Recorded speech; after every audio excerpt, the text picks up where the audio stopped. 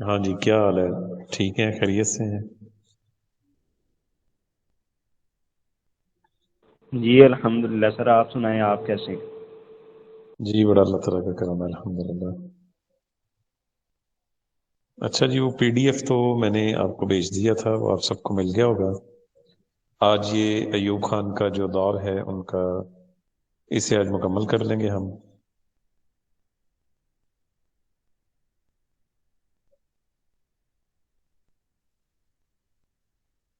الرحمن الرحیم۔ رب اشرح لي صدری ویسر لي امری واحلل عقدۃ من لسانی یفقہوا قولی۔ سب سے پہلے آج ہم اس چیز کو دیکھیں گے کہ ایوب خان نے صدارتی الیکشن کروایا، جو کل تک ہم نے پڑھا تھا۔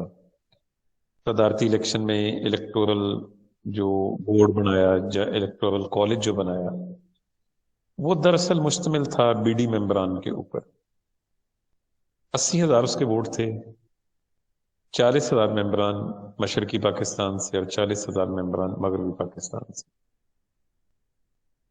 اب 2 دفعہ ایوب خان صدر منتخب ہوئے، اور صدر کا انتخاب جو عمل میں آیا، اس کے لیے سب سے پہلے بنیادی جمہوریتوں کا نظام جو ہے وہ متعارف کروایا گیا۔ اس نظام کے تحت انہوں نے 14 فروری 1960 کو ان ارکان کو کہا کہ وہ ان کو صدر کے لیے ووٹ دیں اور منتخب کریں۔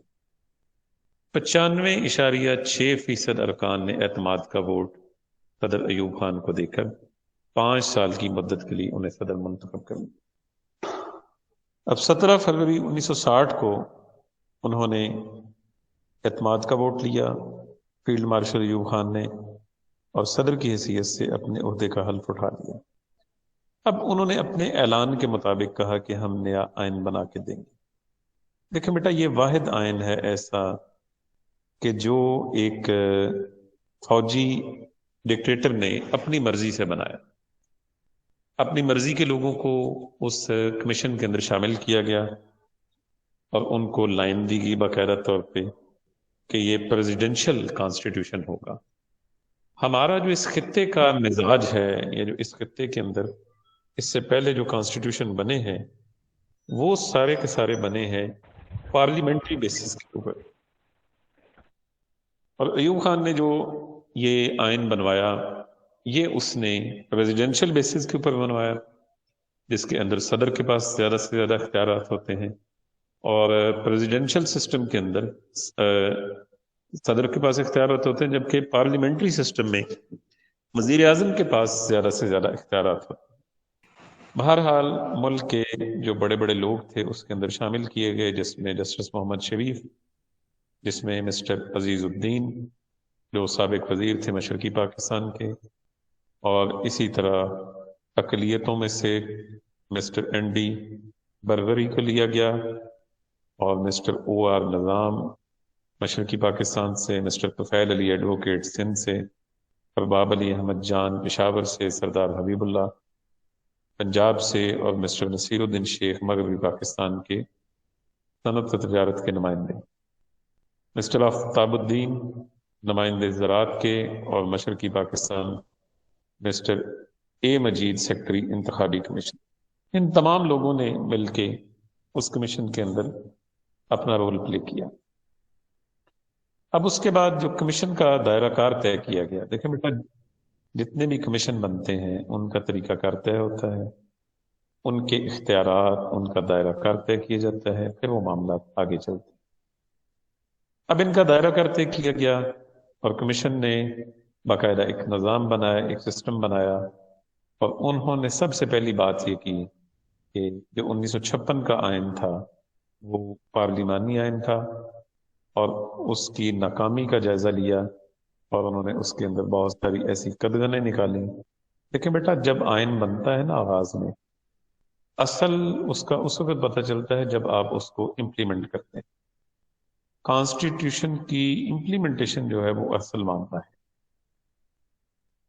اب کمیشن کا دائرہ کار جو تھا وہ بڑھا دیا گیا، اور اس کمیشن نے اپنا باقاعدہ کام شروع کر دیا۔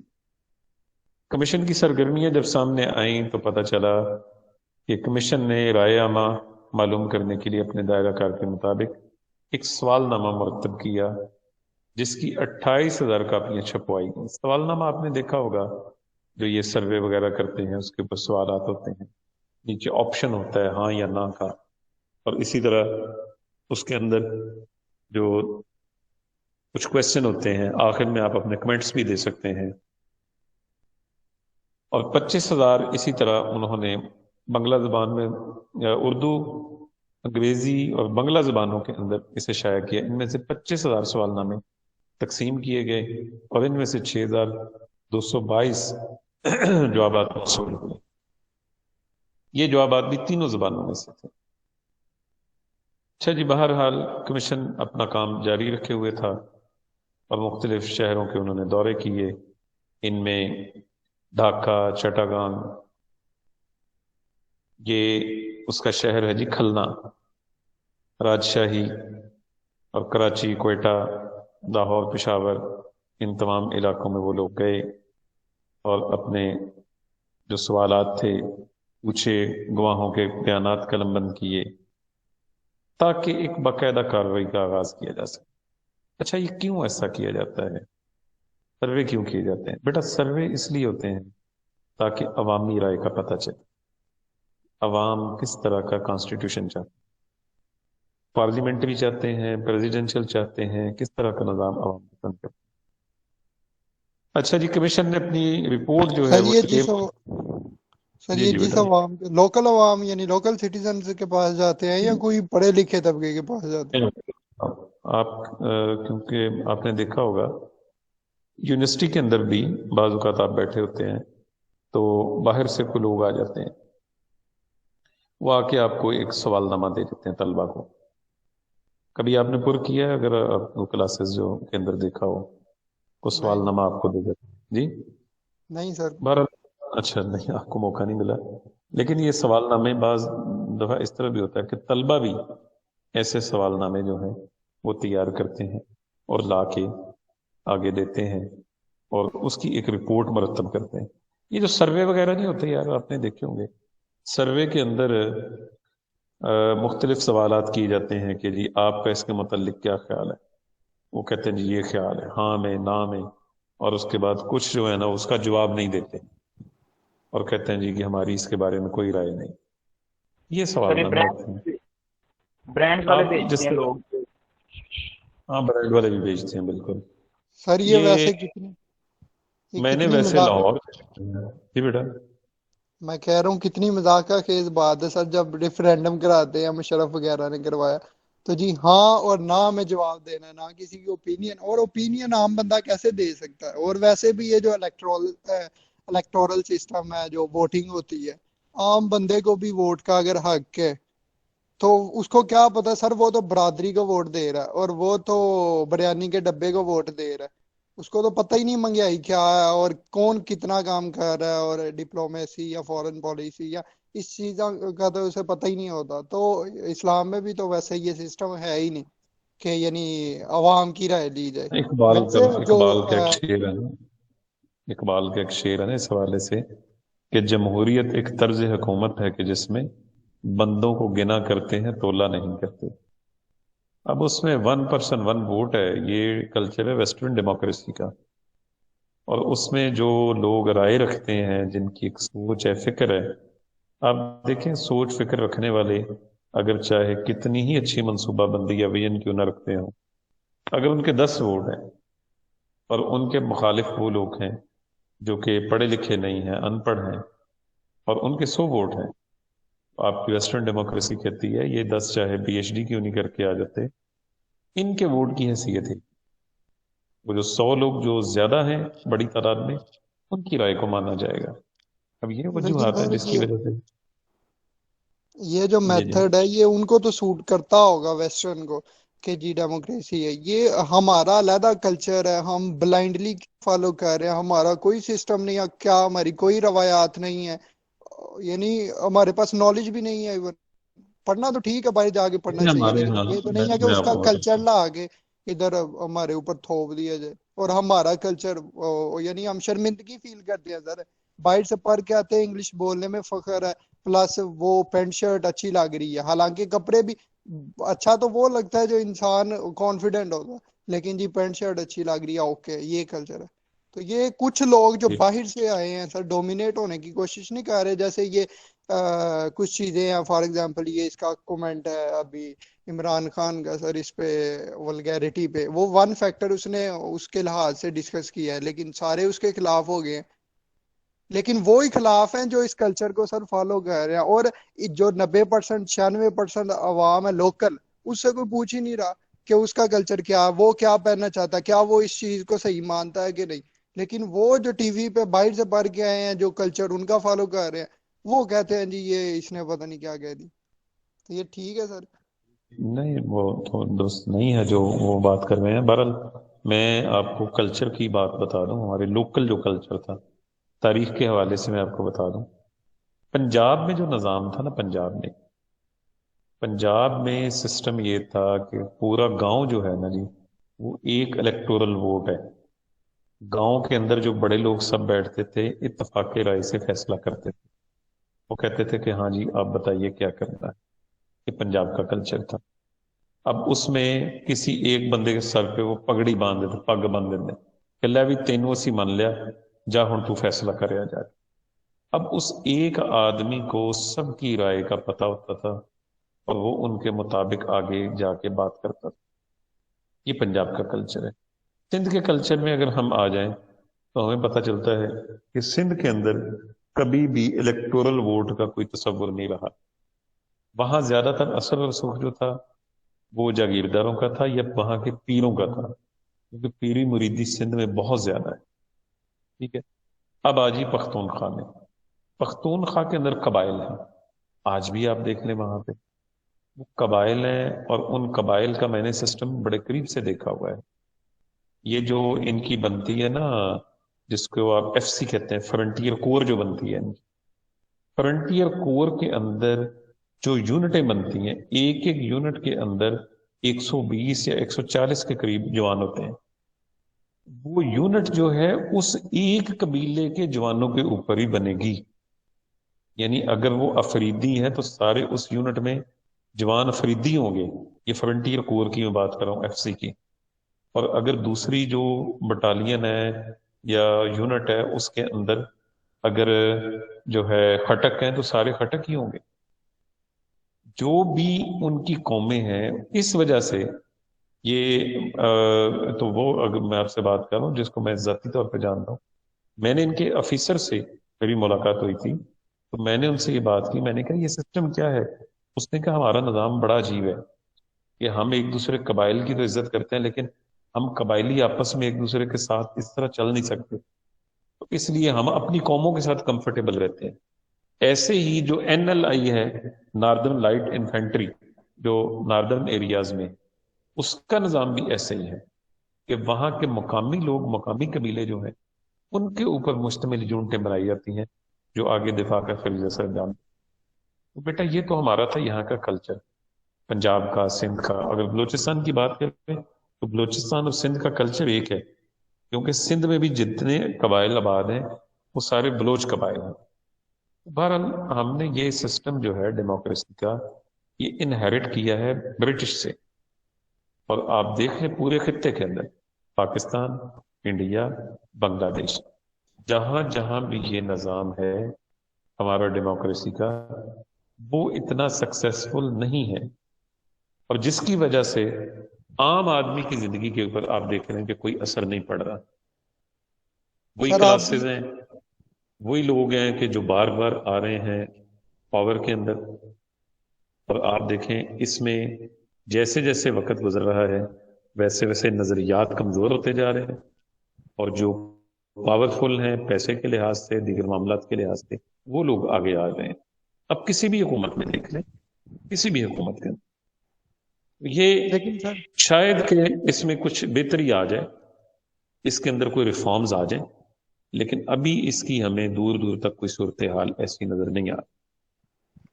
کچھ سر ریفارمز جو یہ ہوں گی نا، وہ بھی میں آپ کو بتا دوں، وہ پتہ کس لیول کی ہوں گی؟ جی وہ ریفارمز ہوں گی آپ کی جب آپ کی چھوٹے یونٹ بنے گی۔ وہ ریفارمز آپ کی ہوں گی کہ جیسے پنجاب کے متعلق ہے کہ اس کو 3 حصوں میں تقسیم کر دیا جائے، ایک ہے وسطی پنجاب جس میں عام آباد ہے، ایک ہے آپ کا یہ جو پوٹوہار ریجن ہے، وہ تیسرا ہے آپ کا جنوبی پنجاب۔ وہ جنوبی پنجاب کو وہ کہتے ہیں کہ دو حصوں میں تقسیم ہونا چاہیے، ایک Multan D G Khan region ہے، اور بہاول پور جو ہے اس کو ایز اے ریاست کے طور پہ اس کو دوبارہ صوبہ بنایا جائے، جیسے وہ قیام پاکستان کے وقت۔ سندھ کے سر حوالے یہ سے بھی جی جی بیٹا۔ سر یہ کیوں اتنا ضروری ہے کہ ہمیں اپنے کلچر سے ہی اتنا پیار ہونا چاہیے جب ہم ایک اسٹیٹ بن گئے ہیں؟ اور ہماری ویسے بھی ایک پہچان ہے، کوئی مسلمان ہے تو اس کی تو ایک پہچان ہے، نبی پاک نے بولا کوئی ذات پات نہیں ہے اور ایک ہو تم، اور کوئی قبیلہ یعنی یہ سسٹم نہیں ہے، تم بھائی ہو اور کالا گورا کوئی نہیں۔ تو سر یہ ہم اس چیز کو کیوں آپ بھی پرموٹ کر رہے ہیں؟ اور اس میں حال تو نظر آتا ہے کہ جی پنجاب کو اس کے اختیارات دے، وائی ناٹ کہ اسے کمپائل کر دیا جائے، ہم ایک دوسرے کو مانے امپلیمنٹیشن کریں اپنے کلچرز کی، لیکن کلچر کا جو جی طریقہ بیٹا، ہے میں آپ کی انانیمس نہیں بات، ہونا چاہیے سر، اسلام نے جو جی میں دیا ہے۔ جی ہونا چاہیے، وہ آپ کی بات ٹھیک ہے، لیکن ہم یہ تجربہ کر چکے ہیں، 1 یونٹ کی شکل میں یہ تجربہ کر چکے ہیں۔ اس وقت آپ کو پتہ ہے برطانیہ کے اندر، برطانیہ پاکستان سے کوئی 3 گنا چھوٹا ہے رقبے کے لحاظ سے، بلکہ 4 گنا چھوٹا ہے۔ برطانیہ میں اس وقت 521 انتظامی یونٹ ہیں ان کی۔ ہمارے یہاں پر جو اکائیاں ہیں اس وقت وہ 4 ہیں، اور 5ویں آپ کی جو ساتھ میں الحاق ہے یا جو ابھی متنازع جس کو ہم مانتے ہیں، وہ کشمیر کا علاقہ ہے، اور وہ جو گلگت بلتستان ہے وہ بھی دراصل کشمیر کا ہی حصہ ہے، اور جب تک اس کا فیصلہ نہیں ہوتا اس وقت تک ہم گلگت بلتستان کو بھی باقاعدہ صوبے کی صورت میں اڈاپٹ نہیں کر سکتے۔ اب میں تھوڑا سا آپ کو اس حوالے سے یہ بتا دوں، اس بات میں اس لحاظ سے کوئی حرج نہیں ہے، اسلام کی روح سے بھی اگر اس کو دیکھیں نا، حضرت عمر رضی اللہ تعالیٰ عنہ کے دور میں جب مصر فتح ہوا نا جی، اور مصر کا کلچر جو تھا باقی عرب ملکوں کی نسبت مختلف تھا، وہاں پر قبطی لوگ آباد تھے بڑے عرصے سے۔ اب کتنے ہی ایسے مسائل آئے کہ جو مصر کے گورنر حضرت عمر سے خط لکھ کر پوچھا کرتے تھے ان کا حل۔ آپ نے ان کو یہ کہا کہ جن چیزوں کا تعلق شریعت کے ساتھ ہے ان کا حل قرآن و حدیث سے لیا جائے، اور جن چیزوں کا تعلق ان کے اپنے مقامی کلچر سے ہے اس کو ان کے مطابق حل کیا جائے، اور ایسے کیا گیا۔ بلکہ ایک مثال رسول کریم صلی اللہ علیہ وسلم کے دور کی کہ کچھ لوگ آئے، انہوں نے کہا جی ہم قاتل کو معاف کرنا چاہتے ہیں، تو مقتول جو ہے وہ قبول کرنے کے لیے تیار ہے، وہ کہتے ہیں کہ ٹھیک ہے ہمیں قیمت دے دو، خون بہا یا دیت جسے کہا جاتا ہے، یہ قانون ہے، آپ اس کو پڑھیں گے آگے فوجداری لاء کے اندر۔ انہوں نے کہا کہ یا رسول اللہ آپ ہمیں بتا دیجئے کہ ہم دیت کی رقم کتنی لیں گے۔ آپ صلی اللہ علیہ وسلم نے سوال کیا کہ پہلے اسلام سے قبل جب تم لوگ کسی کا خون معاف کرتے تھے تو کتنے پیسے لیتے تھے، دیت کیا لیتے تھے؟ انہوں نے کہا جی 100 اونٹ لیا کرتے تھے۔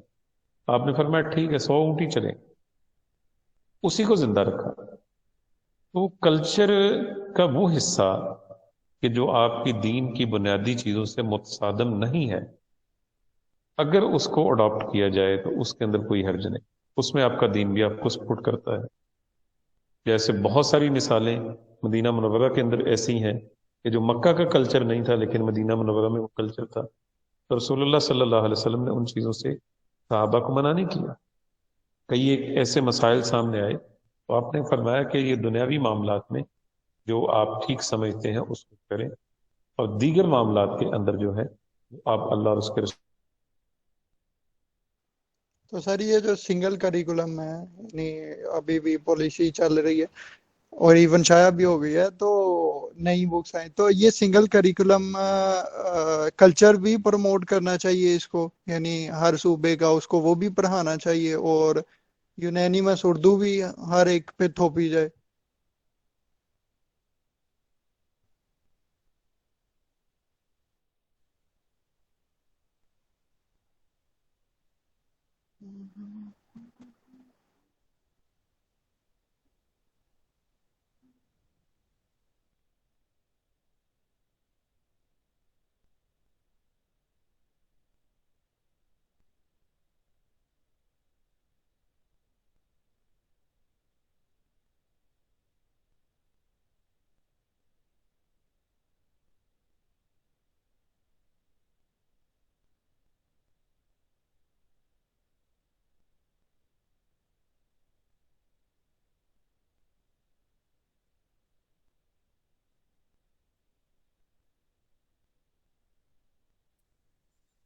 جی بیٹا آواز آ رہی ہے؟ جی سر. جی سر. ہاں جی، وہ درمیان میں کال آ گئی تھی. اچھا، میں بات آپ سے کر رہا تھا کہ ان چیزوں کو زندہ رکھا گیا. اس لیے بیٹا کوئی ایسی بات نہیں ہے اس کے اندر، کوئی ایسی حرج والی بات نہیں ہے.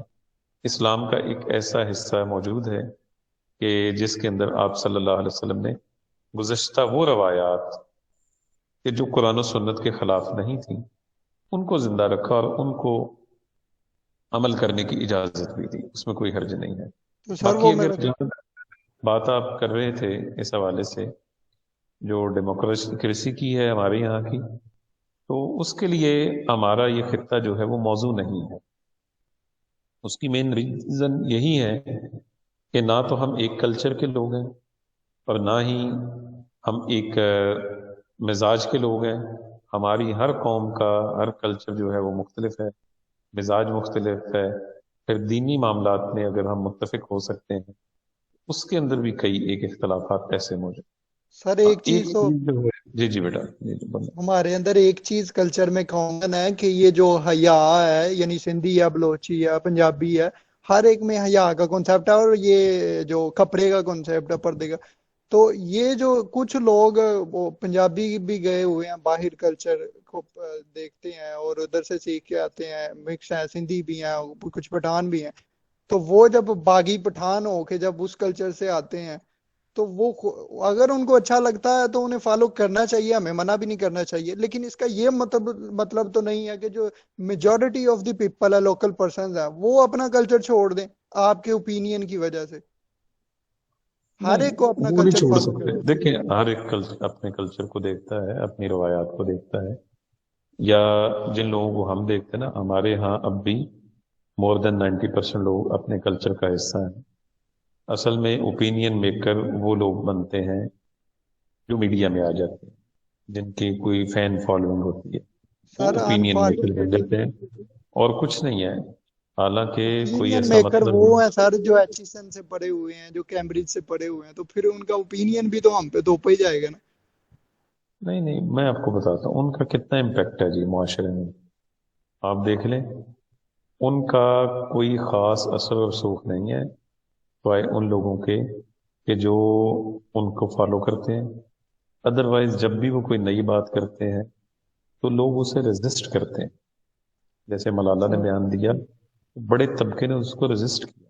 انہوں نے کہا لیکن سر نہیں، یہ غیر مناسب بات تھی. انہوں نے کہا یہ بات ایسی اس کو نہیں کرنی چاہیے، یہ اسلامی تعلیمات لیکن کے سر یہ خلاف. پالیسی میکنگ میں جو جتنے بھی ہیں، یہ جو الیکٹڈ ہم نے خود الیکٹ کیے ہیں یا یہ سلیکٹ ہو گئے ہیں، کچھ بھی ہے، تو یہ policy making, for example parliament sovereign ہے، تو سر اگر میجورٹی ہے اس کے پاس اور وہ سارے ایچیسن سے پڑے ہوئے ہیں اور سارے وہ پروموٹ کر رہے ہیں کلچر، اور کچھ لوگ ہیں مائنورٹی ہے، وہ بہت کم لوگ ہیں ہمیں، اور وہ ہمیں گائیڈ کر رہے ہیں، اور لوکل پرسنز اور لوکل سٹیزنز کو کوئی اہمیت ہی نہیں. بیٹا میں آپ کو ایک بات بتاؤں، یہ جتنے بھی پارلیمنٹ میں بیٹھے ہوئے ہیں، سوری ٹو سے، آج تک کبھی کوئی قانون انہوں نے آزادانہ حیثیت سے نہیں بنایا. اس طرح کے قوانین یا سو کارڈ جو انسانی حقوق کے قوانین یہ بناتے ہیں، یہ ویسٹرن پریشر کے اندر آ کر یہ بنائے جاتے ہیں، ویسٹرن پریشر کے اندر. اور اسی طرح بہت سارے ایسے لوگ ہیں کہ جو پارلیمنٹ کے اندر بیان اس لیے دیتے ہیں کہ وہ صرف عوام کے لیے نہیں بات کرنا چاہ رہے ہوتے. وہ جو ان کے پیچھے لوگ بیٹھے ہوئے ہیں ان کو خوش کرنے کے لیے وہ بیانات دیتے ہیں. ان بیانات کا اثر عوام قبول کرے یا نہ کرے، وہ اپنی ڈیوٹی سر انجام دے. یہ بڑی ایک بدقسمتی کی بات ہے کہ ہمارے ہاں قانون سازی کا جو عمل آپ دیکھیں، قانون کے طالب علم سب کے ساتھ. آپ کو پتہ ہے کہ جب کوئی قانون بنتا ہے تو کیوں بنتا ہے؟ جو جیورسپروڈنس ہے، اصول قانون ہے، وہ کیا کہتا ہے کہ لا کی ضرورت کب پیش آتی، اور جب لا میکنگ ہوتی ہے تو اس میں ٹاپ آف دی لسٹ کس چیز کو رکھا جاتا ہے؟ آپ کی سوسائٹی کو، آپ کی روایات کو. آپ دیکھیں برٹش قوانین ہے، ان ریٹن آئین ہے ان کا، سارا کا سارا آئین جو ہے ان کا، ان کی کسٹمز کے اوپر، ان کے جو پریسیڈنٹس ہیں ان کے عدالتی، ان کے اوپر بیس کرتا ہے. اور ان ریٹن آئین ہے اور اس کی امپلیمنٹیشن آپ دیکھیں. اچھا، اس کو ان ریٹن آئین کیوں کہتے ہیں؟ آپ نے برٹش کانسٹیٹیوشن کسی نے پڑھ لیا یا جی امریکن کہہ رہے کانسٹیٹیوشن پڑھ لیا؟ ان ریٹن اس لیے کہتے ہیں کہ وہ سکیٹرڈ فارم میں ہے، کوئی کمپائل نہیں ہے، ریٹن ہے لیکن اسٹیچوڈ کی فارم میں بکھرا ہوا ہے۔ جی، ایک تو اس کی تشریح ہے۔ اب دوسری تشریح سن لیں۔ دوسری تشریح اس کی یہ ہے کہ وہ جو ان کا آئین ہے وہ سارا کا سارا ریٹن فارم میں موجود ہے، کیٹڈ ہے، لیکن ایک ایک چیز ریٹن فارم میں موجود ہے، اور اس کو کسی پارلیمنٹ نے نہیں لکھا، اس لیے وہ ان ریٹن ہے۔ ہمارا ریٹن اس لیے ہے کہ ہماری پارلیمنٹ نے اس آئین کو لکھا ہے، ہمارے لوگوں نے اس آئین کو بنانے میں حصہ لیا، اور ہماری پارلیمنٹ نے پھر اس کو پاس کیا۔ اس کو کسی پارلیمنٹ نے لکھا نہیں ہے، وہ صدیوں سے چلتا آ رہا ہے، ان کی روایات ہیں، اس کو وہ ساتھ لے سر کے چل رہے ہماری روایات ختم ہو گئی ہیں۔ ہیں۔ جی، ہمارے پاس ہماری روایات موجود ہیں، سارا کچھ ہے، لیکن میں آپ کو پھر بتا رہا ہوں کہ ان کے اوپر اثر جو ہے، یا ان کا اثر قبول کرنے والے جو میڈیا میں بات کر رہے ہیں، یہ بڑے تھوڑے لوگ ہیں۔ آپ شہروں کے اندر بھی دیکھ لیں تو اتنے زیادہ لوگ نہیں ہیں، آپ دیہات میں جائیں گے تو ان کا کوئی وجود نہیں ہے وہاں پر۔ وہاں ہو سکتا ہے کہ کئی لوگ ان کو جانتے تک بھی نہ ہو، جن کا بڑا واویلا سوشل میڈیا پہ اور ادھر ادھر آپ دیکھتے ہیں۔ تو جب بھی فیصلہ ہوتا ہے، وہ ایک بڑا طبقہ جسے آپ اوور ویلمنگ میجورٹی کہتے ہیں، اس کو مد نظر رکھتے ہوئے کیا جاتا ہے۔ اور جن قوانین کے اوپر ہم بحث کر رہے ہیں، جن قوانین کے حوالے سے ہم بات کر رہے ہیں، یہ وہ قوانین ہیں جن سے ریاست کے امور چلائے جاتے ہیں۔ اور ریاستی امور چلانے کے لیے جو طریقہ کار اختیار کیا گیا ہے، یا شروع سے جو ہمیں قانون نے گائیڈ لائن دی ہے، وہ یہ ہے کہ اس کے 2-3 مین سورسز ہوتے ہیں۔ سب سے بڑا سورس جو ہمارے نزدیک ہے وہ وحی کا سورس ہے۔ وحی کا سورس کیا ہے؟ جو اللہ اور اس کے رسول کی تعلیم ہے۔ دوسرا سورس جو ہے ہمارے پاس، وہ ہماری روایات ہے، ہمارا لوکل یہاں کا کلچر، ٹھیک ہے جی۔ اور تیسرا سورس جو ہے وہ ہماری عدالتی تشریحات ہیں، جو ہم قانون کی آگے تشریح کرتے ہیں۔ یہ 3 سورسز ہیں ہمارے، جن کے تحت ہم اس نظام کو لے کر آگے چلتے ہیں، ٹھیک ہے جی۔ تو 62 کا آئین جو ہے ایک کمیشن کے تحت بنانے کے لیے انہوں نے باقاعدہ طور پہ منظوری دے دی، اور اس کمیشن نے الحمدللہ اپنا کام شروع کر دیا۔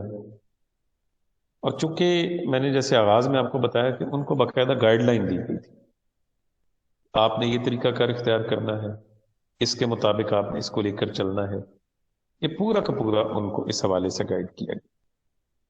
اب 1962 کے آئین کے اندر جو نظام تھا صدارتی طرز کا، اس میں کابینہ جو بنائی گی، پہلی 7 رکنی کابینہ، اس کے اندر جو لوگ شامل ہیں، ان میں وزارت اطلاعات دی جاتی ہے مسٹر حبیب الرحمان کو، وزیر قانون ہے مسٹر محمد ابراہیم، وزیر خزانہ مسٹر محمد شعیب، اور وزیر تجارت مسٹر ابو القاسم، وزیر تعلیم مسٹر اختر حسین، اور وزیر معدنی وسائل جو ہے وہ مسٹر ذوالفقار علی بھٹو۔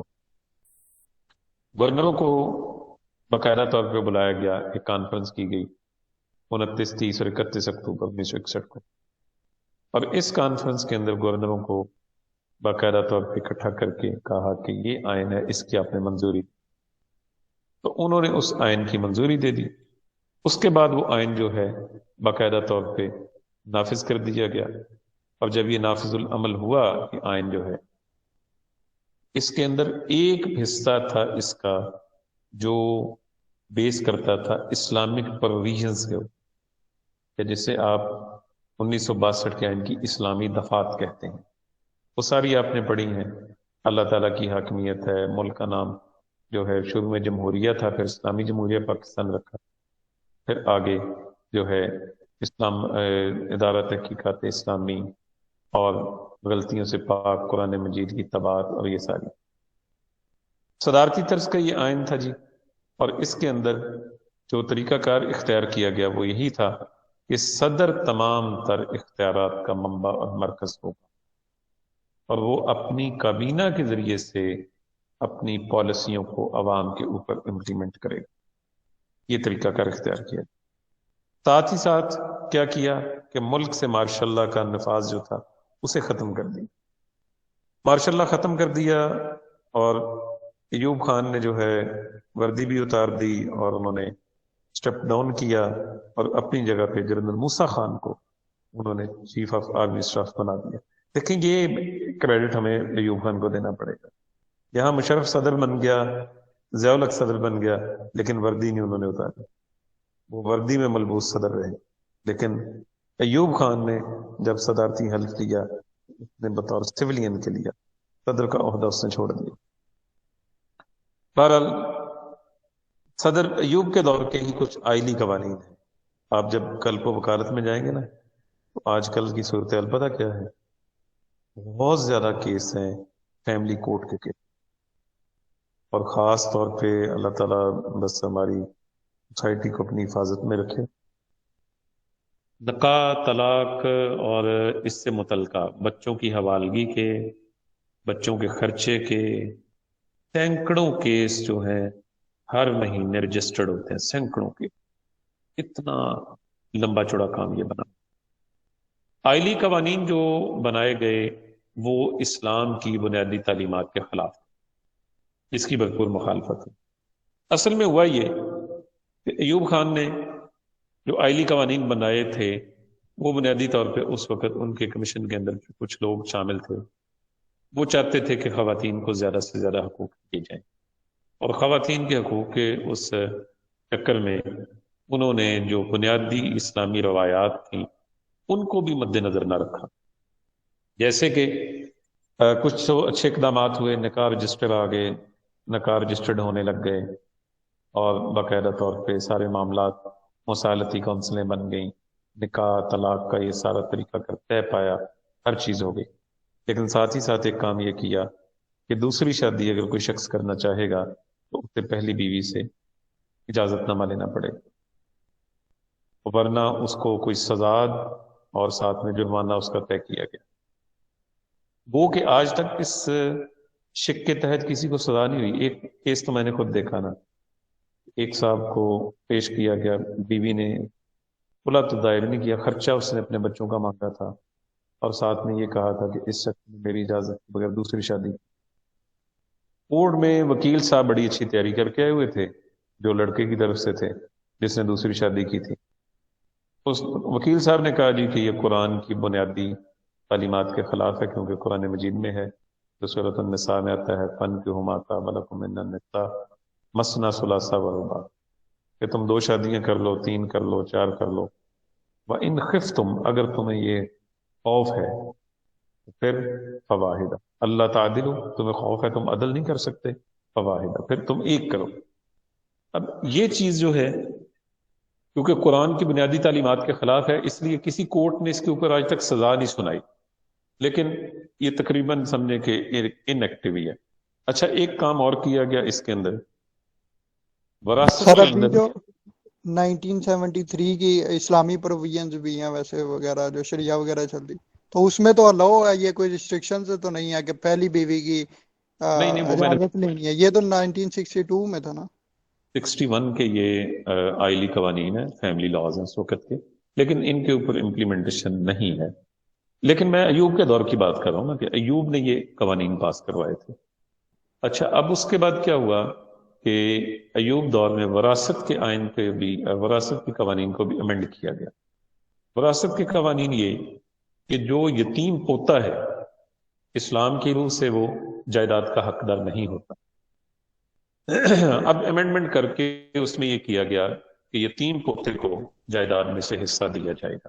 یعنی اگر کسی کے 4 بیٹے ہیں اور ان میں سے ایک بیٹا فوت ہو گیا اور اس کی بیوہ ہے اور اس کے بچے ہیں، اگر تینوں کو 25-25 آ رہا ہے تو چوتھے بیٹا چونکہ فوت ہو چکا ہے تو 25 جو ہے اس کی بیوہ اور اس کے بچوں کے اوپر ڈیوائیڈ ہوتا ہے۔ ابھی یہ اس وقت لاگو ہے قانون جو، لیکن اسلام نے جو تعلیم دی ہے وہ کیا ہے؟ اسلام نے یہ تعلیم دی ہے کیونکہ باپ زندہ ہے، ساری جائیداد کا مالک وہ ہے، تو دادا کو یہ حکم دیا کہ وہ اپنے یتیم پوتوں کے لیے، پوتیوں کے لیے اپنی جائیداد کا 1/3 حصہ ہبہ کر سکتا ہے۔ 1/3 تک اس کو اجازت ہے، 1/3 سے زیادہ نہیں کر سکتا۔ 1/3 حصہ پتہ کتنا بنتا ہے؟ 100 میں سے 33 بنتا ہے۔ اسلام نے اس کو اجازت دی اس کے گرینڈ فادر کو، دادا کو، کہ وہ صلہ رحمی کرتے ہوئے یتیم بچوں کو اپنے دوسرے بچوں کی نسبت تھوڑا سا زیادہ دے سکتا ہے۔ لیکن اگر یہاں وراثت کا قانون اسٹرکٹلی فالو کیا جاتا تو پھر تو ان کو اتنا ہی ملنا چاہیے جتنا کہ باقیوں کے حق میں آتا ہے۔ تو بہرحال یہ اجازت جو ہے وہ دی گئی۔ تو ایک چیز اور میں نے اس میں دیکھی ہے، جو اسلام کا قانون ہے، کہ جب یتیم بچے ہوتے ہیں نا جی، باقی بھائی بھی سارے مل کے نا ان بچوں کا بڑا خیال کرتے کہتے ہیں کہ نہیں یار، ہمارے مرحوم بھائی کی اولاد ہے تو ہمیں ان کا خیال کرنا چاہیے، وہ بھی ان کی امداد کرتے ہیں۔ اور ہبہ کا تعلق جو ہے وہ چونکہ دادا کا اختیار ہے، کیونکہ ساری جائیداد کا مالک وہ ہے، اسے دے کر نہیں سکتے۔ اس کے بعد اسی دور میں یہ کام ہوا ہے آر سر سی اگر ڈی۔ جائیداد کے وارث کہیں دو اور دو میں سے ایک فوت ہو جائے تو پھر بھی ایک تہائی دینی پڑے گی؟ نہیں دیکھیں، اگر جائیداد کے وارث دو ہیں، وہاں سوال آپ کا بالکل ٹھیک ہے، اور اس میں یہ ہو سکتا ہے، دیکھیں کہ جو بھائی ہے جو زندہ ہے وہ اپنے حصے میں سے اپنے بھتیجوں کو دے سکتا ہے، اس کے پاس یہ اختیار حاصل ہے کہ وہ خود بھی وہ کہے گی کہ ٹھیک ہے جی، میں اپنے حصے میں سے اپنے بھتیجے کو اتنا دیتا ہوں، وہ دے سکتا ہے۔ لیکن اختیار جو ہے نا جی، وہ پھر بھی دادا کے پاس ہے، اگر وہ دادا حیات ہے۔ میرے تو سر سامنے ان کا ایک کیس واقعہ دادا ہے نہیں ہے تو باپ کے جی، پاس میں کوئی، باپ کو منتقلی ہو گئی ہے جائیداد کی، تو اب باپ کے پاس کوئی وصیت کرنے کو کچھ نہیں ہے؟ میں بات نہیں سمجھا آپ کی، کیا کہہ رہے ہیں؟ سر میں کہتا دادا ہوں ان کیس دادا نہیں ہے، یعنی چلے گئے ہیں، تو اس کے بعد جو منتقلی ہے یعنی جائیداد کی ٹرانسفر ہے وہ دادا نہیں باپ ہے کو پھر ہوگی۔ تو اگر دادا نہیں ہے پھر تو وہ اسلامک لا کے تحت وہ وراثت میں حصے دار بنتا ہے نا، پھر تو اس کو یہ وراثت میں حصہ ملتا ہے۔ سر میں یہ ایک بھی ہے واقعہ، اسلام میں؟ ہمارے شہر کے ایک بزرگ تھے، یہ 4-5 سال ہو گئے تھے ان کو فوت ہوئے، وہ ایم این اے بھی رہے، میرا ان کے ساتھ تھوڑا سا تعلق تھا، الیکس الیکٹ تھی۔ ان کا بڑا بیٹا جو ہے وہ فوت ہو چکا تھا، ان کی زندگی میں اس کی اولاد کو انہوں نے پالا، اور بڑے بیٹے کی 2 بیٹیاں تھیں اور ایک بیٹا، انہوں نے وہ 2 بیٹیاں دونوں پال پوس کے ان کی شادیاں کی۔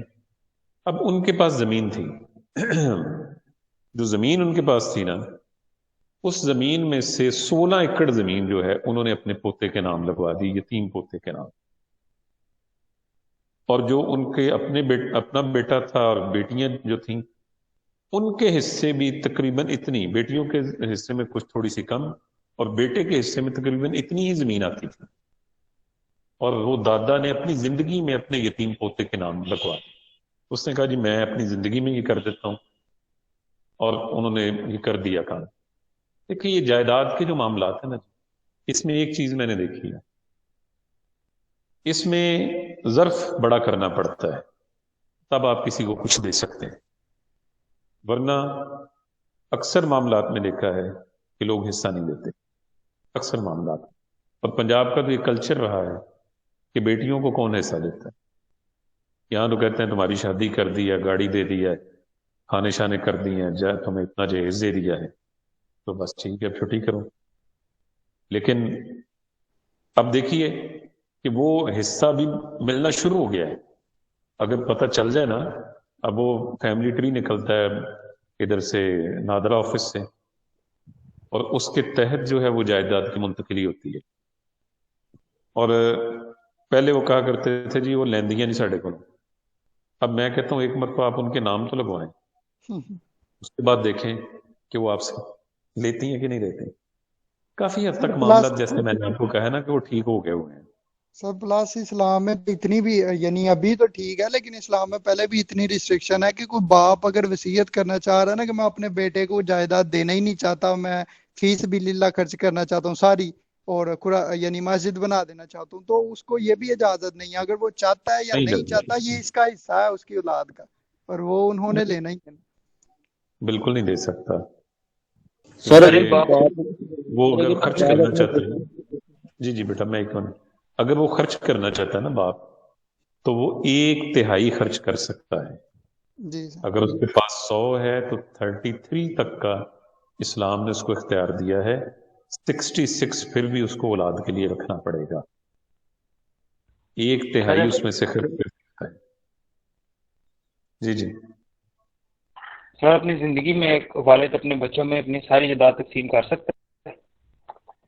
जी, कर सकता है, लेकिन पता क्या, करनी नहीं चाहिए।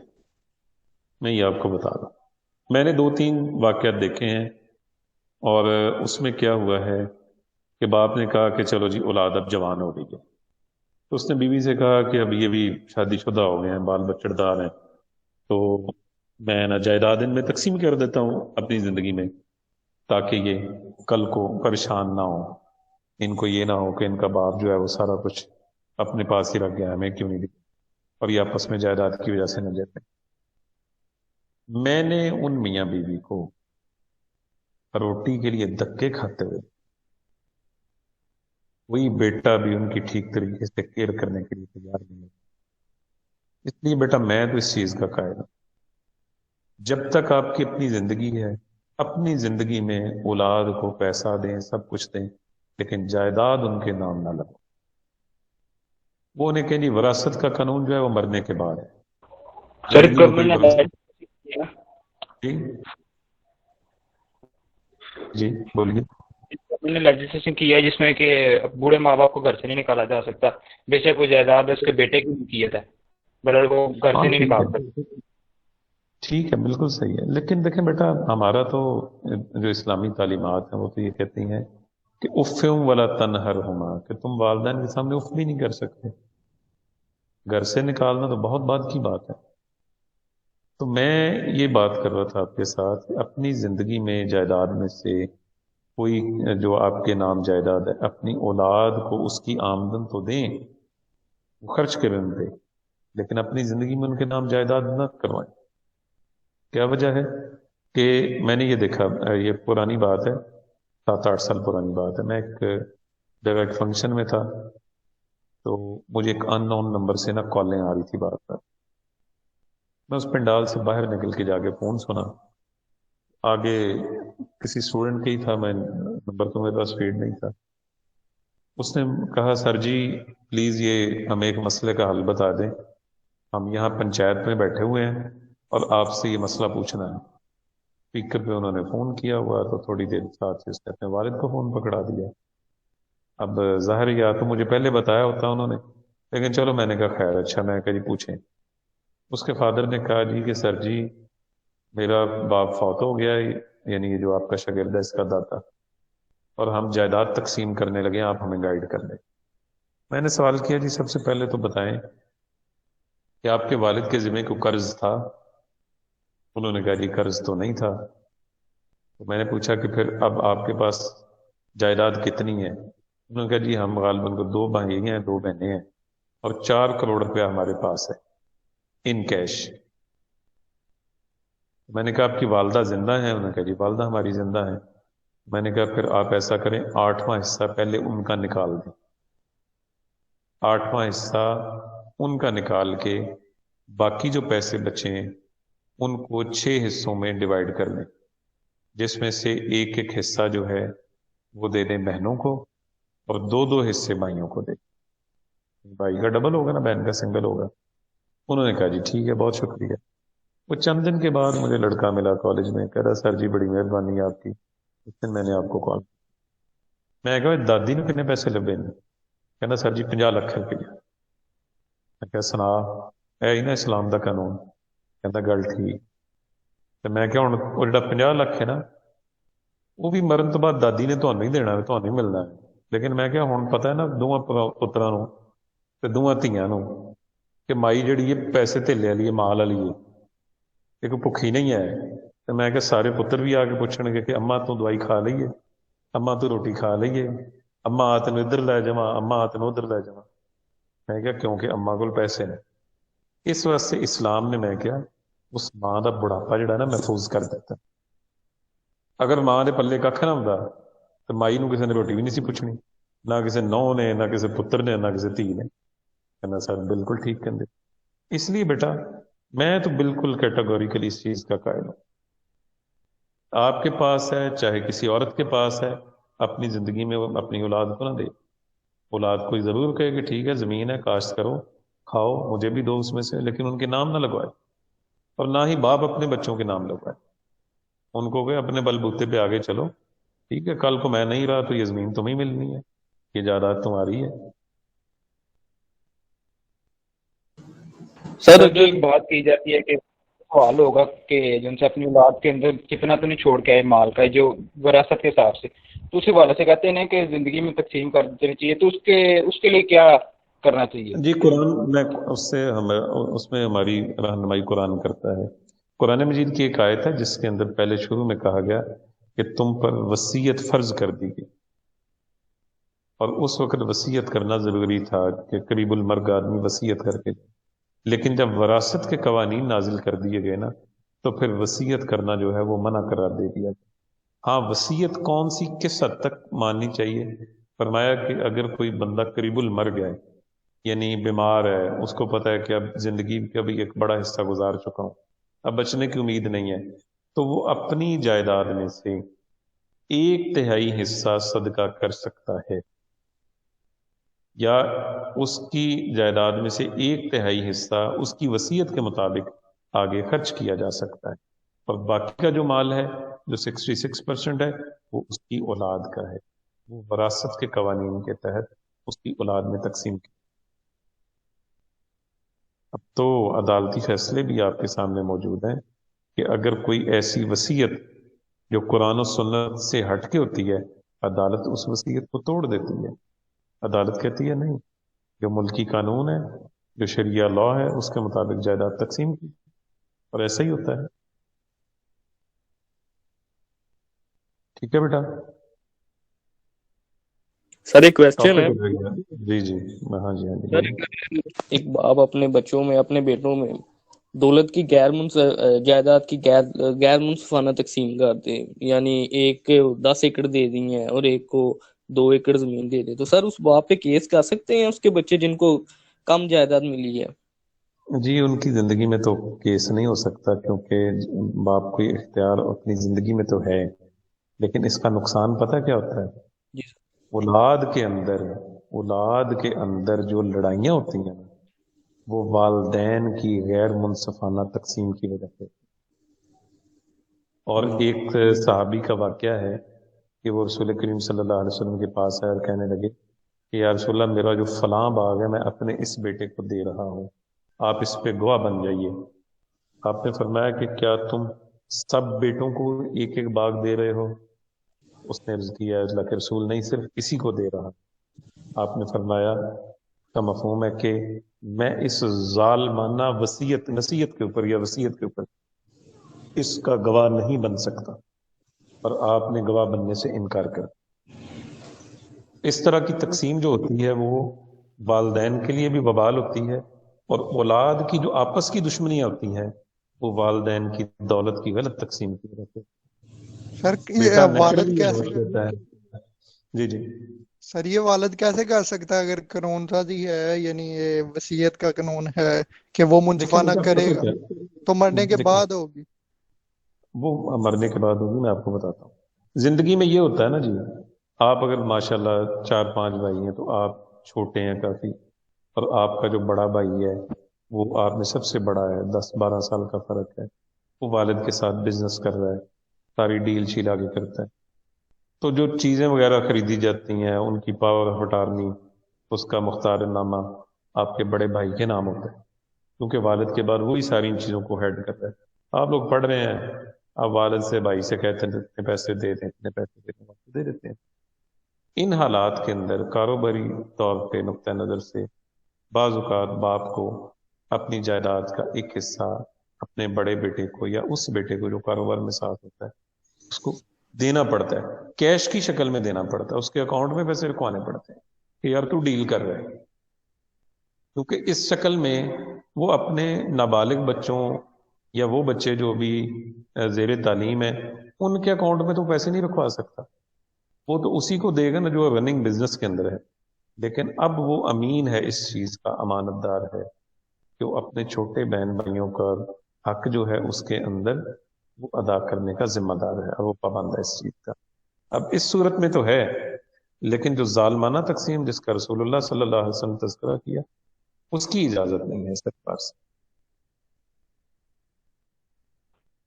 سر اگر وہ بھائی اپنے لیے اپنے کو استعمال کے لیے اس میں سے جو اس کے پاس امانت پڑی ہے سب کی اپنے استعمال کے لیے مثال کے طور پہ 10 روپے بھی استعمال کرتا ہے، تو اس کو پہلے چاہیے کہ پھر بھائیوں کے لیے بھی اپنے اتنے 10 روپے علیحدہ کرے سب کے لیے؟ ہاں دیکھیں، اس میں نہیں چیزیں دیکھی جائیں گی اوور آل یہاں پہ. اب تو مشکل میں پڑ گیا نا بیچارہ.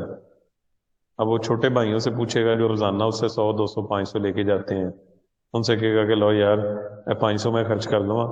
وہ کہیں گے بھائی جان آپ کیا پوچھ رہے ہیں ہم سے، آپ ہی سب کچھ کرتے ہیں، آپ سے ہم پیسے لیتے ہیں، آپ خرچ کر لیں. یہ چیزیں بیٹا کیلکولیٹ ہوں گی آخر میں جا کے. ابھی تو مشترکہ کھاتا ہے نا، اس کے اندر سب لے رہے ہیں، اپنی ضرورت کے مطابق لے رہے ہیں. اگر ایک بھائی کیونکہ والد ساری جائیداد کا ذمہ دار ہے، ایک بھائی شادی شدہ ہے اس کی ضرورت زیادہ ہے، ایک بھائی غیر شادی شدہ ہے اس کی ضرورت کم ہے. اب وہ اگر کہے گا کہ جی مجھے اس کے مطابق دیں تو یہ تو ممکن نہیں ہے. جب سر تک ابھی والد سر پہ موجود ہے، جب تک والد سر پہ موجود ہے تو اس میں اس کی غیر منصفانہ تقسیم اس طرح سے نہیں ہے، یہ اس زمرے میں نہیں آتا. ہاں اگر بھائی ساری کی ساری جائیداد کا پھر ذمہ دار بن جاتا ہے تو پھر اس میں تقوی یہی ہے کہ جو آپ نے بات کی کہ جہاں وہ 10 اپنے لیے خرچ کرتا ہے باقیوں کے لیے بھی وہ نکالے گا. لیکن بیٹا پتہ کیا بات ہے، میں نے جو چیز دیکھی ہے، جو اس چیز کا میں گواہ ہوں، میں نے بڑے بھائیوں کو زیادہ تر ہوتے ہوئے دیکھا ہے. اب بلکہ یہاں تک میں نے یہ لاسٹ میں ایک شادی ابھی 15 دن پہلے اٹینڈ کی ہے. وہاں ایک صاحب جو ہے نا وہ تھوڑے سے ناراض تھے، انہوں نے بڑا کام کیا فیملی کے لیے، بڑی قربانیاں دی. یعنی پہلا بندہ تھا خاندان میں، سب سے بڑا تھا، کماتا تھا، سارے چھوٹے پڑھتے تھے، گھر میں لا کے دیتا تھا. تو میں نے ان کو کال کی، میں نے کہا بھائی جان آپ کہاں رہ گئے ہیں؟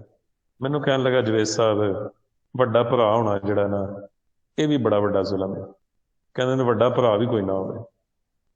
اور واقعی میں اس بندے کی حالت دیکھ کے، کیونکہ کئی بڑے بھائی ہیں ایسے، انہوں نے اپنی خواہشات دبا کے اپنے چھوٹے بھائیوں کے اخراجات پورے کر دیے، ان کو سوٹ بوٹ لگوا دی ہیں، خود وہ اچھے اداروں میں نہیں پڑھے ان کو اچھے اداروں میں پڑھا دیا ہے، ان کو گاڑیاں لے دی ہیں، ان کی شادی اپنے جو ہے نا پورے محنت سے اور اچھے انداز میں کی. ان کی اپنی شادی تو سادہ طریقے سے ہوئی تھی کیونکہ خود تو اس وقت اتنی دولت نہیں تھی.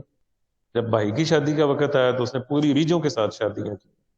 لیکن وہ چھوٹے بھائی جن کے لیے اتنا سارا کچھ کیا جاتا ہے، آخر میں پتہ کیا کہتے ہیں؟ وہ جی سانوں تو پتا کوئی نہیں کسی شاید ساڈے ابے نال ساڈا بڑا بھرا ہی کام کرتا سی، پتہ نہیں کنی کو جائیداد بنا گیا، پتہ نہیں کتنا کو روپیہ کھا گیا بچوں، سانوں کی پتا اس گل. اب اس چیز کا نہیں پتا کہ وہ جو بھائی تھا وہ باپ کا بازو بن کے اس نے کام کیا، اور اس کی آنکھیں بن کے اس نے کام کیا، اس کی ہاتھ بن کے اس نے کام کیا. اگر وہ شانہ بشانہ باپ کے ساتھ نہ چلتا تو آج تمہارے پاس یہ زندگی کی لگژریز ہوتی کبھی بھی نہ ہوتی. بیٹے پھر اگر دیکھنا ہے تو پھر سارے پہلوؤں کو دیکھیں، اس چیز کو بھی مد نظر رکھیں. اب یہ ہے نہیں آپ کے معاشرے کی میرے خیال 70 80% بڑے بھائیوں کی یہ سٹوریاں آپ کو نظر آئیں گی. چھوٹے بھائی ہمیشہ یہی سمجھتے ہیں ساڈا بڑا بھرا کھا گیا جی سانو، وہ جی یہ نہیں ساڈا کچھ بنن دیتا، یہی کھا گیا جی سانو. اگر آپ اس سر کی بات سمجھ بیٹھ کے تو وہ آپ کو ہمارے یہی کلچر کہتے گا. جی بیٹا. ہمارے کلچر میں ایک یہ بھی پرابلم ہے، کہتے ہیں جی 18 سال والا بالغ نہیں ابھی ہوا تو وہ ابھی 22 یا 26 سال تک پڑھے گا تو پھر کمائے گا، تو بڑا بھائی اتنی دیر تک سر وہ پراپرٹی بناتا رہتا ہے، اور ان دی اینڈ تقسیم تو سر برابر ہی ہونا ہوتا ہے. نہیں برابری ہوتی ہے جی، بالکل ایسا ہی ہے. لیکن سر لیکن پرابلم بیٹے یہ ہے کہ میں ہم آپ کو کام نہیں بتاتا نہ ہوں، کرتے، ہم اب کہتے ہیں جی بڑا بھائی باہر ہے. جی جی ہمارے جو کاروباری خاندان ہے نا گھرانے ہیں بیٹا، میں نے ان میں یہ بات دیکھی ہے، جو بڑا بھائی ہوتا ہے تھوڑا ذمہ دار ہوتا ہے، سمجھدار ہوتا ہے، باپ اس کو 10 جماعتوں سے آگے پڑھنے ہی نہیں دیتا، وہ اس کو اپنے ساتھ لگا لیتا ہے کہ چل پتر تم میرے نال کارخانے چل. اب وہ بیچارہ کام پہ شروع ہو جاتا ہے، اور چھوٹوں کے لیے وہ کہتا ہے کہ اچھا چلو یار تسی پڑھو. وہ یونیورسٹیوں میں جا رہے ہیں، گاڑیوں میں گھوم رہے ہیں، انجوائمنٹ کر رہے ہیں جہاں اخیر اتنے پڑھ پڑھا کے شادیاں کروا کے روپیہ خرچ کر کے وکھرے مکان بھی لے کے انہوں کی گل یہی ہوتی ہے کہ ساڈا بڑا بھرا سانو کھا گیا، ساڈا بڑا بھرا سانو کھا گیا. بھائی جو بندہ اتنا وقت دے رہا ہے، جو اتنا سارا کچھ کر رہا ہے، کیا اس شخص کو پذیرائی نہیں ملنی چاہیے، عزت نہیں ملنی چاہیے؟ تو اس لیے میرا خیال یہ ہے کہ جب تک والد موجود ہے سر پہ کوئی ایسی نیگیٹو بات نہیں ہونی چاہیے، کوئی ایسی چیز نہیں ہونی چاہیے. جن کاروباری گھروں کے اندر یہ معاملات ہیں، میں نے دیکھا ہے کہ دو دو تین تین نسلیں ایک ایک کاروبار سے منسلک رہتی، آخر میں جینٹل مین طریقے سے وہ پھر اپنے شعبے بنا لیتے ہیں، کہتے ہیں چلو یار یہ ڈسٹریبیوشن تم لے لو، یہ مینوفیکچرنگ جو ہے یہ تم لے لو، یہ اس میں اتنے کمپوننٹ بنتے ہیں یہ تم الگ سے بنا لو، اور یہی اس کا طریقہ کار اچھا ہوتا ہے. سر میرا کوشچن ہے بیٹا سر، اسلام میں بیٹی کا ایک حصہ ہوتا ہے اور بیٹے کے 2 حصے ہوتے ہیں. ہاں جی، اگر مثال ہے سر، بہن اکیلی ہو، مطلب بیٹی اکیلی ہو اور اس کے 4 بیٹے ہوں، پھر سر کیسے ڈیوائڈ ہوگا حصہ؟ بیٹی اکیلی ہے اور 4 بھائی ہیں، یہ کہہ رہے ہیں آپ؟ یس سر. ہاں جی، اس کا یہ ہوگا کہ ٹوٹل بنیں گے ان کے 9 حصے، ٹھیک ہے. ایک حصہ مل جائے گا بیٹی کو اور باقی 2 حصے جو ہے نا وہ 4 بھائیوں کو مل جائیں گے. سر بیٹی کا زیادہ حصہ نہیں بنے گا کیونکہ وہ تو اکیلی ہے. نہیں وہ اکیلی ہے نا، تو بیٹے بھی تو ساتھ میں 4 ہیں نا، ایکول ہوگا سب کا، لیکن بیٹی کا باقیوں کی نسبت ہاف ہو. یعنی اوکے اگر سر. ٹوٹل 90,000 ہے یا 90 لاکھ ہے، 90 لاکھ ہے، اس میں سے 10 لاکھ جو ہے وہ بیٹی کو مل جائے گا، 20 لاکھ 4 بھائیوں کو مل جائے گا. اور اب اس میں ایک چیز اب آپ کو بتا دوں، یہ ایک بڑے سال پرانی بات ہے، میں بی ایس سی والے کیمپس میں پڑھاتا تھا، وہاں ایک بچی نے یہ سوال مجھ سے کیا، اس نے کہا سر یہ تو طریقہ ٹھیک نہیں ہے. میں نے کہا بیٹا نہیں، میں نے کہا مجھے آپ یہ بتاؤ کہ آپ جب سے یہاں پڑھ رہی ہو یا کبھی کسی پرائیویٹ اسکول یا کالج میں بھی پڑھی ہو، اس میں کہا میں تو شروع سے پرائیویٹ اسکولوں میں پرائیویٹ کالج میں پڑھی، میں نے کہا آپ کو چھوڑنے لینے بھائی آتے ہیں؟ میں نے کہا بھائی آتے ہیں، فادر آتے ہیں. کام ہے آپ کا؟ جی کاروبار ہے. میں نے کہا بیٹا ابھی آپ اور بھی پڑھنا چاہتے ہیں؟ سر آگے ماسٹر کریں. میں نے کہا بیٹا آپ دیکھیں یہ لاکھوں روپے آپ کی تعلیم پہ خرچ کریں گے، کل کو آپ کی شادی کریں گے وہاں بھی کو 20-30 لاکھ لگائیں گے، اور اس کے بعد آپ کو جائیداد میں سے آدھا حصہ ملے گا، وہ آدھا حصہ جائیداد کا نہیں، 8واں حصہ آپ کو خامد کی جائیداد میں سے ملے گا. اور حق مہر کی جو رقم ہے وہ فکس نہیں ہے، شریعت نے کوئی مقرر نہیں کیا کہ شرعی 2,000 لکھ لو یا 500 لکھ لو، وہ ہر آدمی کی مالی حیثیت کے مطابق ہے. شریعت نے یہ حکم دیا ہے کہ مالی حیثیت کے مطابق ہوگا. اب آپ کو 3 حصے مل گئے، باپ کی جائیداد میں سے، خامد کی جائیداد میں سے، اور حق مہر. اگلی بات، باپ آپ سے ملنے آئے گا تو خالی ہاتھ نہیں آئے گا کہ بیٹی کے گھر جا رہا ہوں، بھائی آئے گا تو خالی ہاتھ نہیں جائے گا یار بہن کے گھر جا رہا ہوں. آپ آئیں گی کوئی چیز لے کے تو باپ بھی کہے گا بھائی بھی کہے گا کہ کیوں لے کے آئی ہو، یہ اچھا نہیں لگتا، بیٹیاں نہیں لے کے آتی، تم ویسے آیا کرو. جب بیٹا گھر میں 2-4 دن رہ کے واپس جاؤ گی تو کیا آپ کو خالی ہاتھ بھیجیں گے؟ پھر عید، شب برات ہیں، کتنے فنکشن ہیں جس کے اوپر انہوں نے تمہیں. میں کہ پتر تساں نے ساری زندگی لینا ہی لینا، تے جے بھرا نو ڈبل مل گیا ہوئے تو انہیں ساری زندگی خرچ بھی کرنا اور تواڈے دی کرنا. جی بیٹا ایسا ہی نہیں ہے. جی سر. ہوں. سر یہ جو کہتے ہیں کہ ایک بات ہے کہ اسلام میں اولاد کے اوپر جو ذمہ داری ہے 18 سال تک کی عمر تک ہے، تو اس کے حوالے سے کیا اسلام کیا کہتا ہے، یہ تھوڑا سا بتا لیکن دیجیے. بیٹا ذمہ داری تو والدین کی ساری زندگی کی ہے. پہلی بات، 18 سال کی عمر یا جسٹس تنزیل الرحمان کی لغت کے مطابق جو ہے نا وہ 15 سال تک ہے، جب بچہ بالغ ہو جاتا ہے. بلوغت تک آپ اس کے اوپر سختی کر سکتے ہیں، پھر جب بالغ ہو گیا تو پھر آپ اس کو وربلی سمجھا سکتے ہیں، فزیکلی مار نہیں سکتے. یہ ذمہ داری ہے. اب آپ کا بچہ بالغ ہے، عاقل ہے، چیزیں سمجھتا ہے، اب ایک ذمہ داری آپ کی رہ گئی ہے کہ آپ نے اس کی شادی کرنی ہے. ٹھیک ہے جی. اور اس کے علاوہ باقی اپنے نفع نقصان کا وہ خود مالک. آپ کو 15 سال اللہ نے دیے تھے، آپ 15 سالوں میں بچے کی تربیت کرتے، اس کو دین سکھاتے، اسلام سکھاتے، فرائض کا بتاتے، اب وہ ان ساری چیزوں پہ عمل کرتا.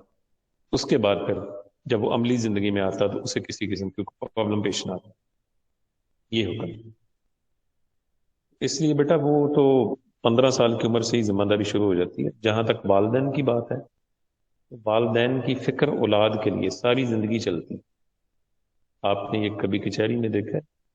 جو کرمنل ہوتے ہیں نوجوان لڑکے جو ہیں، باب ہاتھوں کے اندر دکانوں کی مکانوں کی زمینوں کی رجسٹریاں پکڑ کے کچہریوں میں دھکے کھاتے پھرتے ہیں، ان کے پیچھے ان کی ضمانتیں کرواتے ہیں. ان کی ذمہ داری تو چلتی رہتی ہے، ساری زندگی چلتی رہتی ہے. اولاد کو بھی اس بات کو سمجھنا چاہیے. یہ جو کہتے ہیں نا کہ لو جی اب باپ کی ذمہ داری ختم ہوتی ہے، نہیں، نہ باپ کی ذمہ داری اسلام میں ختم ہوتی ہے، نہ بیٹے کی ذمہ داری. وہ جو حدیث ہے جس میں کہا گیا کہ ہلاک ہو جائے وہ شخص ہے جو اپنے والدین کو بڑھاپے کی حالت میں دیکھے اور ان کی خدمت کر کے جنت نہ حاصل کر لے. اس لیے کہا کہ اس کی ذمہ داری ختم نہیں ہوئی، اس کی ذمہ داری چلنی ہے ابھی. اور باپ کو کیوں کہا گیا کہ جب اولاد جوان ہو جائے، بالغ ہو جائے، عاقل ہو جائے، تو پھر کوشش کرو کہ وہ کسی ایسے غلط فعل میں مبتلا نہ ہو جائے، اس کے ایمان کو محفوظ کر، اس کا نکاح کر، اس کو رائے راست پہ لے کر. یہ کہا گیا کہ اس کی ذمہ داری. جی ٹھیک ہے بیٹا، چلیے پھر. Sir okay. ایک سادہ سوال ہو. ہاں جی بولے. سر یہ کانٹیکٹ سے ہٹ کیا ذرا فیلڈ مارشل ایوب خان کے والے سے کہ یہ فیلڈ مارشل کا جوہدا تھا وہ کس حساب سے لیا تھا، اور یہ اس کی کیا فائدے وغیرہ یہ چیز، اس کے بارے میں تھوڑا سا بتا. جی بیٹا میں آپ کو بتاتا ہوں. یہ فیلڈ مارشل جو ہوا نا، سب سے پہلے جو پرانا فیلڈ مارشل ہے وہ ہوا ہے جنرل ٹیٹو تھا ایک جرمن کا. پھر اس کے بعد فیلڈ مارشل ہوا ہے جنرل منٹگومری، جس کے نام پہ منٹگومری بنا تھا، ساہیوال جسے آپ کہتے ہیں. تو ایوب خان صاحب جو تھے نا، چونکہ رہے تھے برٹش فوج کے اندر، تو فیلڈ مارشل کا ٹائٹل ان کو بڑا پسند تھا. تو اس لیے انہوں نے، حالانکہ نہ کوئی اس وقت جنگی حالات تھے، نہ کوئی ایسا معاملہ تھا، تو انہوں نے بطور ٹائٹل جو ہے اس کو اڈاپٹ کیا، فیلڈ مارشل ایوب خان. اور یہ ان کے اندر بات تھی، ایوب خان کے اندر بہت زیادہ شو آفنس تھی. اور یہ ان کی شو آفنس ادھر تاشکند میں بھی سامنے آئی جب انہوں نے وزیر اعظم لال بہادر شاستری کے ساتھ غیر سنجیدہ مذاق کیے، اور اس صدر نے پھر ان کو ڈانٹ کے کہا کہ عزت سے بات کرو، یہ شاستری ایک عظیم قوم کا عظیم ممبر ہے. تو وہ ان کے سیلف کریٹو ہیں. جیسے دیکھیں نا، اس نے چیف ایگزیکٹو کا عہدہ لے لیا جی مشرف نے، حالانکہ پاکستان کوئی انڈسٹری تو نہیں ہے، کوئی ایسی کوئی بڑی کمپنی تو نہیں ہے ملٹی نیشنل جس کا چیف ایگزیکٹو بننا ہے. تاریخ میں کوئی مثال نہیں ہے چیف ایگزیکٹو ہو کسی ملک. وزیر اعظم ہوتا ہے، صدر ہوتا ہے، یا جرمن چانسلر ہوتا ہے، یہی نام چلتے ہیں. تو یہ اس کا سیلف کریٹڈ تھا field marshal. Field marshal Ayub Khan. پتا پھر فوجی روک شوق کو ڈالنا ہوتا ہے. جی ٹھیک ہے بیٹا. سلیبس کے والے سے بتائیے گا، 5 کا پتہ لگا ایگزامس ہیں، تو جتنا آپ نے سلیبس پہلے دن میں بتایا تھا تو وہ سارا کور ہو جائے گا، اور ایگزامس کے اندر کتنا کچھ سلیبس آ جائے گا. نہیں وہ پھر میں اس طرح سے کروں گا، آپ کو کچھ کوشچن لکھ کے بھیج دوں گا، اس کے مطابق ہی آپ کا ایگزام ہوگا. ٹھیک ہے ایکسکیوز می سر، سر انگلش جی کے بولیں. نوٹس کب تک ایکسپیکٹڈ ہیں کہ مل سکتے ہیں انگلش میں؟ جی انشاءاللہ 1-2 دن میں ایکسپیکٹڈ ہے انشاءاللہ. چلے ٹھیک ہے، تھینک یو سر. ٹھیک ہے جی ویلکم. سر ایک اوکے لاسٹ کوشچن ہے. ہاں جی کریں. سر برٹنز نے اپنے لیے کوئی کانسٹیٹیوشن کمپیل نہیں کیا، جبکہ انہوں نے سب کانٹیننٹ کے لیے 1935 میں ایک ایکٹ بنا کے بھیج دیا. سر ایسا کہ انہوں نے اپنے لیے کچھ بنایا نہیں اور ادھر ہمیں 1935 کا ایکٹ بنا کے بھیج دیا کہ آپ نے اس کے مطابق چلنا ہے.